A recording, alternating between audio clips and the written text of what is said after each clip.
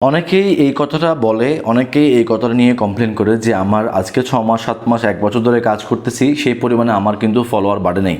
আমার ফলোয়ার খুব অল্প বাড়তেছে, 1টা 2টা 5টা 10টা করে ফলোয়ার বাড়তেছে মাত্র। যেখানে কিনা ফলোয়ার মানুষের অন্যান্য পেজ বা প্রোফাইলে দেখবেন তাদের কিন্তু হাজার করেও বাড়ে, মানে 20,000 15,000 করেও ডেলি কিন্তু ফলোয়ার বাড়ে, এমনও পেজ আছে। সো আপনার কেন বাড়ছে না? আপনার কোন কারণে ফলোয়ার বাড়ছে না, আমি ওই জিনিসটা আজকে আপনাদেরকে দেখিয়ে দিব।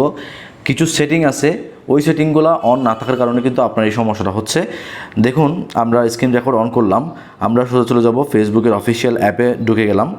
এখানে আসার পরে আমি এখানে ক্লিক করব।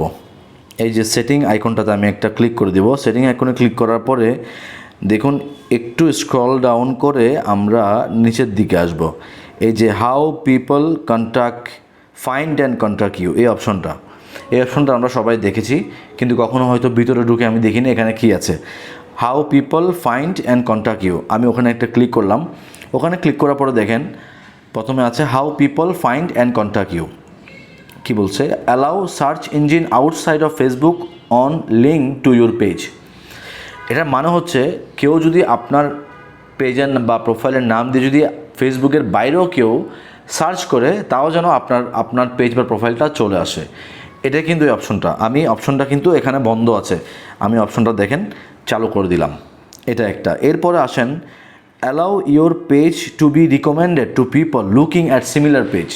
যখন আপনার মতো এরকম টাইপের কোনো পেজ মানুষ দেখবে, ওখানে কিন্তু আপনার পেজটাও রিকমেন্ড করবে এই অপশনটা অন থাকলে। এখন কিন্তু এই অপশনটা এখানে বন্ধ আছে, আমি এটাকে অন করে দিব, তখন কিন্তু অন্যান্য পেজের সাথে সিমিলার পেজের সাথে আমার পেজটাও কিন্তু দেখাবে। আমি এটা অন করে দিলাম। দেখেন, দুটা গুরুত্বপূর্ণ সেটিং কিন্তু অন হয়ে গেল। ওকে, আচ্ছা গেল। এবার আসেন আমরা একটু ব্যাকে যাই। ব্যাকে গিয়ে এবার একটু নিচের দিকে যাব। একটু নিচের দিকে গেলাম।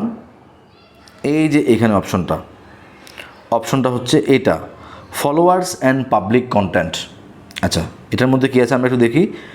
আমরা ওখানে ক্লিক করলাম, ঢুকলাম। এখানে আসার পরে দেখেন followers and public content, who can follow my page. আপনার পেজকে কারা কারা ফলো করতে পারে, এখানে দেখেন পাবলিক করা আছে। এটা অবশ্যই পাবলিক করে রাখতে হবে। আপনার পেজটা কিন্তু সবার কাছে ভিজিবল হতে হবে। আপনি আপনার পেজটাকে বড় করতে চাইলে এই জিনিসটা আপনার পাবলিক করে রাখতে হবে। পরের অপশন দেখেন, who can see the people page and list you follow, এটাও আপনারা অন করে রাখবেন। পরেরটা দেখেন পাবলিক পোস্ট নোটিফিকেশন, এটাও পাবলিক থাকবে। এরপরেরটা দেখেন পাবলিক পেজ ইনফো, আপনার পেজ ইনফরমেশনগুলো, এটাও পাবলিক থাকবে।